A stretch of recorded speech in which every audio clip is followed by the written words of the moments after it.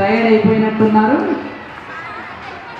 ఒకరోజు ఆఫీసు నుంచి వచ్చినటువంటి ఒక తండ్రిని కుమారుడు అడిగాడు. తల్లిదండ్రులు మీరే శ్రద్ధగా వినాలి. కుమారుడు అడిగాడు తండ్రిని ఏమనంటే, డాడీ నీ జీతం ఎంత? డాడీ నీ జీతం ఎంత? నీ జీతం ఎంత అన్నప్పుడు తండ్రి ఏమన్నాడంటే, ఎందుకు నువ్వు అలా అడుగుతున్నావు నా జీతం గురించి అంటే, నేను తెలుసుకోవాలని అనుకుంటున్నాను అని బిడ్డ సమాధానం ఇస్తాడు. అప్పుడు తండ్రి ఏమని చెప్తాడంటే, నా జీతం గంటకి 500 అని చెప్తాడు. నా జీతం గంటకి 500.